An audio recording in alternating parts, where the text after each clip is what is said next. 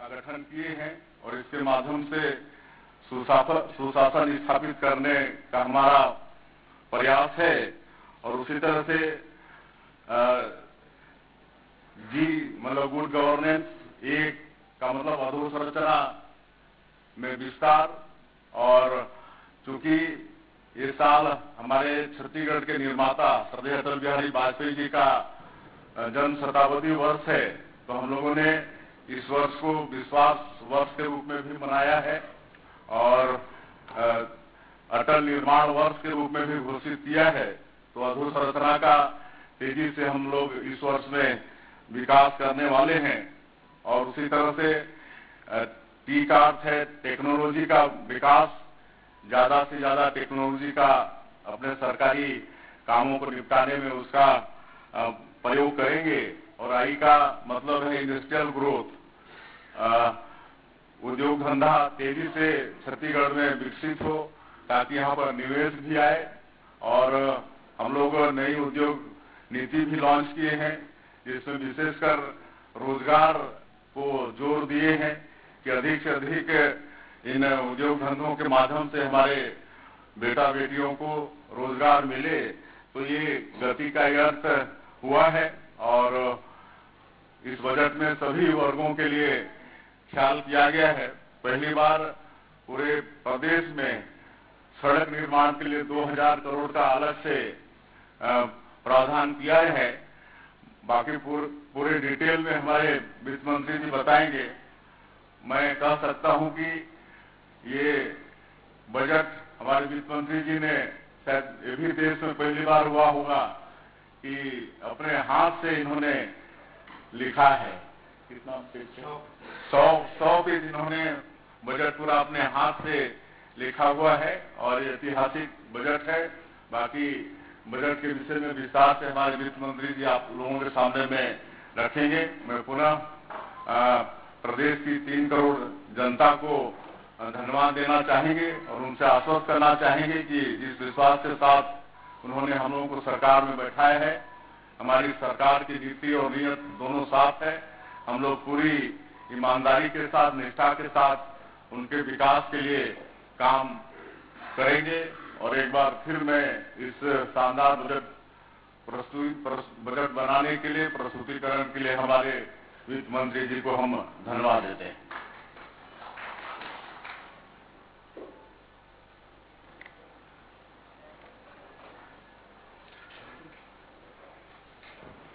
माननीय मुख्यमंत्री जी के मार्गदर्शन में पिछले 1.25 साल से हमारी सरकार काम कर रही है।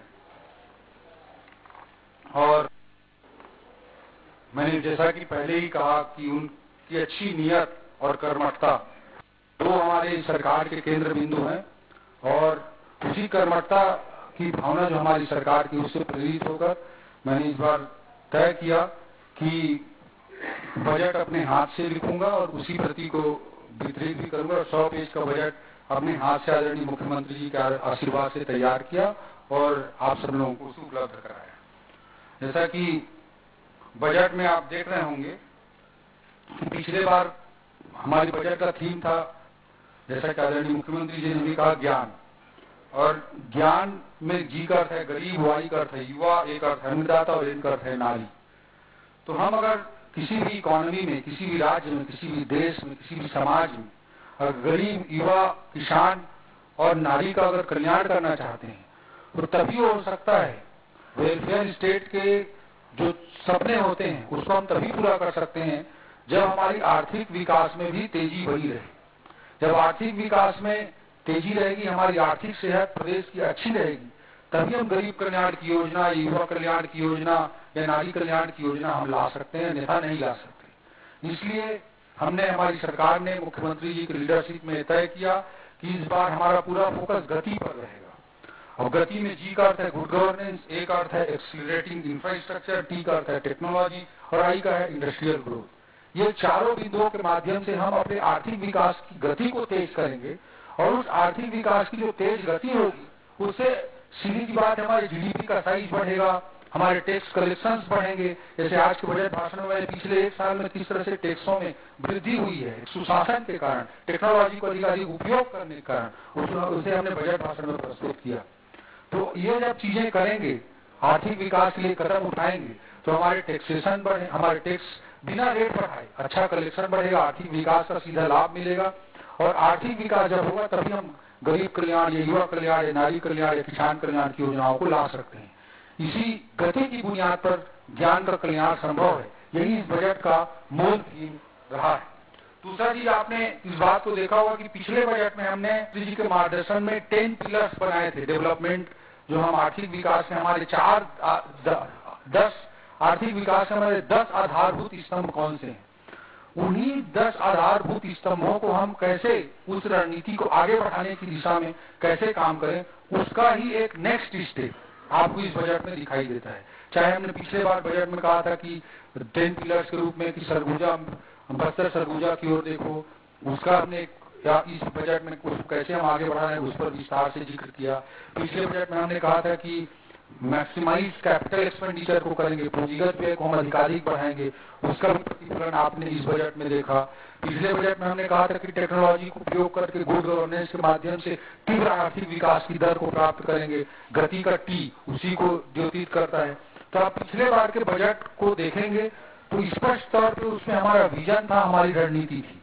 विजन स्टेट के लिए ओवरऑल क्या हो, इसके लिए आदरणीय मुख्यमंत्री जी के मार्गदर्शन में हमने छत्तीसगढ़ अंजोर 2047 का विजन डॉक्यूमेंट भी तैयार किया है। और इसमें केवल ऐसा नहीं कि हम 2047 की बात कर रहे हैं, एक दीर्घकालिक लक्ष्य भी उसमें निर्धारित किए गए हैं कि हमारी जीडीपी का साइज क्या होगा, हमारी इंडस्ट्री सेक्टर के लिए हम क्या रणनीति बनाकर चलेंगे, लेबर इंटेंसिव मैन्युफैक्चरिंग के लिए क्या रणनीति बनाकर चलेंगे, सर्विस सेक्टर के लिए हम क्या क्या हमारी रणनीति होगी। इन सारे विषयों को हमने उसमें विस्तार से रखा है। और 2047 तक हमको क्या करना है, ये दीर्घकालिक लक्ष्य हो गए। 2030 तक के लिए हमने मध्यकालिक लक्ष्य के रूप में निर्धारित किया है। और हम अल्पकालिक जो हमारी रणनीति मानते हैं वो बजट को मानते हैं। बजट एक वर्ष की योजना हो गई, मध्यकालिक जो हमारे टारगेट हैं 2030 तक की हमारी रणनीति होगी, और दीर्घकालिक जो लक्ष्य हो 2047 तक की रणनीति होगी। जैसा आदरणीय नरेंद्र मोदी जी देश को अमृत काल में 2047 तक विकसित भारत बनाना चाहते हैं, इस प्रक्रिया में हमारा छत्तीसगढ़ पीछे न रह जाए, कदम ताल करते हुए आगे बढ़े, इस दृष्टिकोण, इस विजन के साथ हमने विकसित छत्तीसगढ़ के सपने को लेकर के आगे बढ़ रहे हैं। तो उसी के बिंदु आपको इसमें दिखाई देते हैं। तो आप बस विस्तार से इस प्रेजेंटेशन को देख सकते हैं। इसमें गुड गवर्नेंस नेक्स्ट, पीछे इसमें आप देख सकते हैं कि गुड गवर्नेंस के लिए क्या क्या हमारे पिलर्स हैं, कंपोनेंट्स हैं। एक्सेलरेटिंग इंफ्रास्ट्रक्चर के लिए हमारे क्या कंपोनेंट्स हैं, टेक्नोलॉजी के लिए क्या पॉइंट्स हैं, और इंडस्ट्रियल ग्रोथ के लिए क्या पॉइंट्स हैं, क्या रणनीति है, इसको आप विस्तार से देख सकते हैं। प्रेजेंटेशन की कॉपी भी आपको उपलब्ध करा दी जाएगी। नेक्स्ट, बजट साइज किस तरह से साल दर साल बढ़ता गया है। 5700 करोड़ का बजट 2001 में जब छत्तीसगढ़ राज्य का गठन हुआ तब था, आज 1,65,000 हो चुका है। तो उसमें लगभग 30 गुना की वृद्धि लगभग बजट के साइज में हुई है। पिछले साल के मूल बजट की तुलना में इस साल का भी मूल बजट में एक कंसिडरेबल ग्रोथ, लगभग 12% के लगभग का ग्रोथ इस बजट में हुआ है। नेक्स्ट, इसमें आप देखेंगे राजस्व प्राप्तियों में जो ग्रोथ है वो 12% अनुमानित है। हमारे राज्य के जो अपने खुद के राजस्व उसमें 11% का, सरकार से, केंद्र सरकार से जो ग्रांट मिलते हैं उसमें 13% का, जो पूंजीगत प्राप्तियां उसमें 12% का। इस तरह से अलग अलग हमने आकलन प्राप्तियों की दृष्टि से और एक्सपेंडिचर की दृष्टि से भी, राजस्व व्यय हमारे 11% का बढ़ने का अनुमान है, पूंजीगत व्यय हमारे 18% का बढ़ाने का एक महत्वाकांक्षी लक्ष्य हम लेकर चल रहे हैं। जब पूंजीगत व्यय को हम बढ़ाएंगे, हमारी मेन रणनीति का हिस्सा है। पिछले बजट के 10 पिलर्स में भी वो शामिल था, इस बार भी हम उसे इस बार की गति में भी वो शामिल है। तो अधिकाधिक जब पूंजीगत व्यय करेंगे, जो देख रहे हैं आप डेटा में भी स्पष्ट है कि 18% पूंजीगत व्यय को हम बढ़ाना चाहते हैं। और अर्थशास्त्रियों का मानना है कि किसी इकोनॉमी में, किसी अर्थव्यवस्था में 1 रुपए का जब एक्सपेंडिचर किया जाता है तो अर्थव्यवस्था में घूम घूम कर उसका लाभ मिलता है। जैसे कोई सड़क बना रहे हैं तो गिट्टी की भी, क्रेशर भी चलने लगता है, वहाँ मजदूरी भी मिलने लगती है, सीमेंट उद्योग भी डामर उद्योग भी चलने लगा। पूरी इकोनॉमी का पहिया घूमता है और कोई भी कैपिटल एक्सपेंडिचर को करने के साइकिल में अगर 1 रुपए का कैपिटल एक्सपेंडिचर किया जा रहा है तो 4 रुपए का इकोनॉमी को फायदा होता है। तो इसलिए किसी अर्थव्यवस्था की मजबूती के लिए, किसी अर्थव्यवस्था के तीव्र विकास के लिए ये जरूरी है कि अधिकाधिक कैपिटल एक्सपेंडिचर हो, और उस पर पूरा फोकस पिछले बजट में भी था, इस बजट में भी है। बाकी बिंदुओं में आप देख सकते हैं कि रेवेन्यू सरप्लस बजट है, और जो फिस्कल डेफिसिट है उसे आरबीआई का जो एफआरबीएम नॉर्म्स है उसमें जीएसडीपी का 3% के नीचे रहना होता है। इस बजट में हमने 2.97% तक हमने उसे कंटेन किया है। बहुत बार सवाल होता है कि इतना लोन ले लिए, उतना लोन ले लिए। लोन किसी भी विकासशील अर्थव्यवस्था को लेना चाहिए और उसका सही उपयोग करना चाहिए। ये हमारी मुख्यमंत्री जी के नेतृत्व में हमारी सरकार का स्पष्ट सोच है कि हम गरीब कल्याण की चीजों में, आर्थिक विकास की चीजों में कैसे उस पैसे का उपयोग करें। और कोई भी व्यक्ति कितना भी लोन ले सकता है, कोई भी व्यक्ति कितना भी लोन ले सकता है, ऐसा नहीं होता है। एफआरबीएम के, फाइनेंस कमीशन के, आरबीआई के नाम से उसी के तहत हम उसका अक्षरशः पालन करते हुए पूरी प्रक्रिया को आगे बढ़ा रहे हैं। रिसीट्स का पूरा डिटेल है नेक्स्ट, इसे आप पूरा देख सकते हैं, ये आपको उपलब्ध करा देंगे रिसीट्स का। नेक्स्ट, उसी को रेवेन्यू एक्सपेंडिचर, कैपिटल एक्सपेंडिचर में पाई चार्ट के माध्यम से डिवाइड किया गया है, इसका भी आप अध्ययन कर सकते हैं। नेक्स्ट, रिसीट्स जो है, रुपया हमको कहां कहां से कैसे प्राप्त होता है उसका एक आकलन इसमें किया गया है। एक्सपेंडिचर, नेक्स्ट, जो खर्च हैं वो कैसे अलग अलग सेक्टर्स में, कैपिटल एक्सपेंडिचर में, ग्रांट सब्सिडी में, कैपिटल एक्सपेंडिचर में कैसे होता है उसका भी पूरा आकलन है। नेक्स्ट, किस डिपार्टमेंट के बजट में कितनी वृद्धि हुई है इसे भी आप देख सकते हैं। जो हमने गति का कॉन्सेप्ट लिया है उसमें आई का मतलब इंडस्ट्रियल ग्रोथ। तो इंडस्ट्रियल ग्रोथ हमारा जो गति का मुख्य बिंदु है उसमें इसमें आप देख सकते हैं कि जो किस विभाग के बजट में कितनी वृद्धि हुई है। इसमें सर्वाधिक वृद्धि कॉमर्स एंड इंडस्ट्री डिपार्टमेंट के बजट में दिख रही है, 19% की वृद्धि हुई। 2 गुना से भी अधिक इंडस्ट्री डिपार्टमेंट का बजट हमने किया है ताकि प्रदेश में आर्थिक विकास सुनिश्चित किया जा सके। और आदरणीय मुख्यमंत्री जी के नेतृत्व में नई इंडस्ट्रियल पॉलिसी भी लाने का काम हमारी सरकार ने किया, और उसी के अनुरूप हम तेजी से इंडस्ट्रियल ग्रोथ को प्रमोट कर रहे हैं। अलग अलग डिपार्टमेंट्स के आप बजट में देख सकते हैं किस तरह से वृद्धि हुई है। कैपिटल एक्सपेंडिचर के पॉइंट ऑफ व्यू से पीडब्ल्यूडी के विभाग में आप देख रहे हैं 19% की वृद्धि। डब्ल्यूआरडी, वाटर रिसोर्स, जल संसाधन विभाग के बजट में 20% की वृद्धि, ये साफ तौर पर दृष्टिगोचर है। नेक्स्ट, जो अलग अलग डिपार्टमेंट में कितने कितने का आवंटन है उसका डिटेल है, इसे आप देख सकते हैं। नेक्स्ट, मेजर डिपार्टमेंट में कितना परसेंट बजट, टोटल बजट का कितना परसेंट उस डिपार्टमेंट को बजट जा रहा है, इसे आप देख सकते हैं कि स्कूल एजुकेशन में सर्वाधिक 12%, ग्रामीण विकास में 10%, इस तरह से सरकार का बजट इसी से डिपार्टमेंट्स में खर्च हो रहा है। नेक्स्ट, मेजर स्कीम जो हमारी है उनका इसमें विस्तार से वर्णन किया गया है, चाहे कृषक उन्नति योजना हो उसके लिए 10,000 करोड़, प्रधानमंत्री आवास योजना उसके लिए 8,500 करोड़, महतारी वंदन योजना 5,500 करोड़, खाद्यान्न सहायता योजना के लिए 4,500 करोड़, ऐसे अलग अलग स्कीम्स के लिए इसे लागू किया गया है। नेक्स्ट,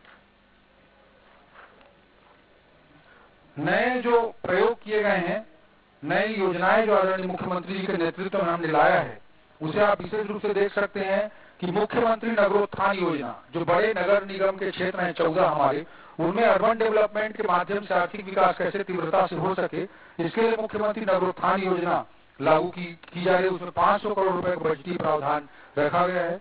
मुख्यमंत्री मोबाइल टावर स्कीम, आदरणीय मुख्यमंत्री जी की संवेदनशील सोच है कि विशेष करके हम पहले चरण में ऐसे गांवों को हम फोकस करेंगे जहां पे आदरणीय हमारे उप मुख्यमंत्री विजय शर्मा जी भी का भी आगमन हुआ है, हम सभी उनका अभिनंदन करते हैं। और जो मुख्यमंत्री मोबाइल टावर योजना में मुख्यमंत्री जी की संवेदनशील सोच है कि कैसे हम मोबाइल टावर अंदरूनी क्षेत्रों में लगा सकें, इसका भी पहला चरण प्रारंभ किया गया है, क्योंकि बहुत अंदर के जो गांव होते हैं वहां पे टेलीकॉम कंपनियों के लिए वायबल नहीं होता है, इसलिए ये योजना लागू की गई है। मुख्यमंत्री सुगम परिवहन योजना, ये भी आदरणीय मुख्यमंत्री जी की संवेदनशील सोच है कि बस्तर सरगुजा अंचल में जो अंदर के गांव वहां तक बस वगैरह कुछ जाता नहीं है, तो उसको बीजेपी के माध्यम से ऐसे अंचल में जो नक्सल प्रभावित गांव है, जो अंदरूनी क्षेत्र है, वहां पर बस चलाने के लिए प्रयास किया जाएगा। मुख्यमंत्री रिंग रोड निर्माण योजना, ये जो छोटे नगर, जो बड़े शहर हैं, उनके लिए नेशनल हाईवे, स्टेट हाईवे के माध्यम से हम बाईपास और रिंग रोड तो बना लेते हैं, लेकिन जो छोटे छोटे शहर हैं वहां भी उनका एक व्यवस्थित विकास और इसके दृष्टिकोण से आदरणीय मुख्यमंत्री जी के मार्गदर्शन में मुख्यमंत्री रिंग रोड योजना हमने प्रारंभ की है। इसी तरह से मुख्यमंत्री गृह प्रवेश सम्मान योजना, हमारे जो शहरी आवास के हितग्राही हैं, वो जब आवास का निर्माण पूर्ण कर लेंगे तो उनको राशि प्रदान की जाएगी, अतिरिक्त राशि इंसेंटिव के रूप में। जो योजना में मिलता है वो तो मिलता है, घर को निर्माण कर लेने पर मुख्यमंत्री गृह प्रवेश सम्मान योजना के अंतर्गत अतिरिक्त पैसा उनको दिया जाएगा। इसी तरह से मुख्यमंत्री गवर्नेंस फेलोशिप, मुख्यमंत्री सुशासन फेलोशिप योजना भी लाई गई है। इसमें IIM और IIIT के साथ मिलकर इंटर्नशिप बेसिस पे कोई व्यक्ति को हम सैलरी पे लेंगे, वो सरकार का काम करेगा और साथ में इंटर्नशिप बेसिस पे IIT और IIM के साथ वो कोर्स भी करेगा, ताकि हमारे छत्तीसगढ़ के युवाओं को हाई क्लास जॉब के लिए हम प्रिपेयर कर सकें। इसी तरह से अटल सिंचाई योजना, वर्षों से कई सिंचाई परियोजनाएं लंबित हैं, उनको ध्यान में रखते हुए 5,000 करोड़ रुपए का पूरी योजना काल में इसका योजना में खर्च किया जाएगा, अटल सिंचाई योजना, और इससे 1 लाख हेक्टेयर भूमि को सिंचित बनाया जा सकेगा। इस तरह की स्कीम है। न्यू मेडिकल कॉलेज, कुरकुरी में नया मेडिकल कॉलेज खोला जाएगा। जो हमारे 12 नर्सिंग कॉलेज और 6 फिजियोथेरेपी कॉलेज नए स्थापित किए जा रहे हैं। आज तक हमारे छत्तीसगढ़ में 8 नर्सिंग कॉलेज और 6 फिजियोथेरेपी कॉलेज, 1 फिजियोथेरेपी कॉलेज था, उसको 8 से बढ़ाकर सीधा हम 20 करने जा रहे हैं, और 1 फिजियोथेरेपी कॉलेज को बढ़ाकर सीधा 1 से 7 करने जा रहे हैं, क्योंकि ये ऐसे कोर्सेस हैं जिसमें कोई बहन, कोई भाई हमारे छत्तीसगढ़ का कोर्स कर लेगा तो उसे एक अच्छा रोजगार कहीं न कहीं मिल ही जाएगा। इस तरह के कोर्सेज को आदरणीय मुख्यमंत्री जी के नेतृत्व में हम बढ़ावा दे रहे हैं। इसी तरह से निफ्ट, हमारे छत्तीसगढ़ में रायपुर में IIM भी आ गया, IIIT भी आ गया, नेशनल लॉ यूनिवर्सिटी भी आ गई, एम्स भी आ गया, NIT भी आ गया, सीपेट भी आ गया, लेकिन निफ्ट नहीं था।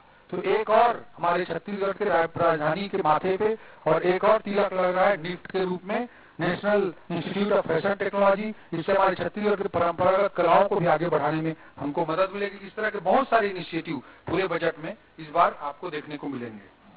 नेक्स्ट, गुड गवर्नेंस के पॉइंट्स को हमने और आगे बढ़ाया है, इसे आप डिटेल में देख सकते हैं। एक्सेलरेटिंग इंफ्रास्ट्रक्चर, इसमें भी बहुत सारे बिंदुओं को हमने आगे बढ़ाया है। टेक्नोलॉजी के पॉइंट ऑफ व्यू से भी बहुत पॉइंट्स हैं, और इंडस्ट्रियल ग्रोथ की दृष्टि से बहुत डिटेल में हमने चीजों को रखा है। इसके अलावा education, health, women and child development department, सभी विभागों के प्रावधान किए गए हैं, उन प्रावधानों को भी आप देख सकते हैं। और विशेष रूप से मैं जिक्र करना चाहूंगा GDP ग्रोथ का, कि इस बार वर्ष 2024-25 में हमारा GSDP का ग्रोथ रेट 7.51% है, रियल GDP ग्रोथ, और पूरे भारत की दृष्टि से राष्ट्रीय औसत, पूरे भारत का नेशनल एवरेज जो ग्रोथ रेट का है वो 6.4% है। तो राष्ट्रीय औसत की तुलना में मुख्यमंत्री जी के मार्गदर्शन में हमारी सरकार बहुत प्रयत्न कर रही है, और 1.1% लगभग ज्यादा GSDP का ग्रोथ रेट राष्ट्रीय औसत की तुलना में हमारे बीच में है। इसके अलावा आदरणीय मुख्यमंत्री जी के निर्देश पर रजत जयंती वर्ष के लिए पेट्रोल के कीमत पे 1 रुपए की कमी की गई है। लगभग 65 लाख हमारे बाइक चलाने वाले लोगों को इसका सीधा लाभ मिलेगा। GST के अंतर्गत, जो पहले GST रिजीम के पहले वैट था, वैट के अंतर्गत 25,000 से कम की जो देनदारियां वाले केस थे, ऐसे करीब 62,000 केस थे, और 40,000 व्यापारियों के केस पड़े हुए थे, उनको OTS स्कीम लाकर वन टाइम सेटलमेंट करते हुए हमने समाप्त कर दिया है। उसको पूरी तरह से समाप्त कर दिया है। इससे 40,000 से अधिक छोटे व्यवसायियों को लाभ होगा। पैसा सरकार का मात्र 11 करोड़ के लगभग का हमको लॉस हो रहा है, जो वैसे भी वसूली नहीं हो रहा था, 11 करोड़ का ही, लेकिन इससे फायदा 40,000 लोगों को मिल रहा है। इसलिए हमने ये काम मुख्यमंत्री जी के मार्गदर्शन में किया है। GST में जो ई-वे बिल जनरेट होता था, उसको हमारी पूरे देश के अनुरूप 50,000 तक के लिए था कि 50,000 से ऊपर की बिलिंग हो रही, इसमें ई-वे बिल कंपलसरी था। उसको ईज ऑफ डूइंग बिजनेस के तहत 50,000 से बढ़ाकर 1 लाख कर दिया गया है। कर्मचारियों का DA 53%, 50% से बढ़ाकर 53% कर दिया गया है। जो हमारे चेंबर ऑफ कॉमर्स है उसकी बहुत बहुप्रतीक्षित मांग थी कि नवा रायपुर में उनको रियायती भूमि मिले, रियायती दर पे, और चेंबर ऑफ कॉमर्स का वहाँ पे भवन बने। नवा रायपुर बहुत तेजी से बसाने की दिशा में मुख्यमंत्री जी के नेतृत्व में हम काम कर रहे हैं। चेंबर ऑफ कॉमर्स के कार्यालय के रियायती भूमि देने का भी निर्णय लिया गया है। जो रजिस्ट्रेशन है, जो पंजीयन है, उसमें स्टाम्प ड्यूटी लगता है, उसमें रजिस्ट्रेशन फीस लगता है और सेस लगता है। स्टाम्प ड्यूटी के 12% जो शेष लगता था उसे समाप्त कर दिया गया है। इससे सभी पंजीकरण कराने वाले लोगों को इसका सीधा लाभ मिलेगा। इसके अलावा सबसे महत्वपूर्ण, सभी पत्रकार साथियों के को ध्यान में रखते हुए मुख्यमंत्री जी ने बहुत संवेदनशील निर्णय लिए हैं। पत्रकार सम्मान निधि की राशि को 10,000 से बढ़ाकर 20,000 करने का निर्णय लिया गया है। जो हमारे प्रेस एसोसिएशन का जो हमारा भवन है रायपुर का, उसमें 1 करोड़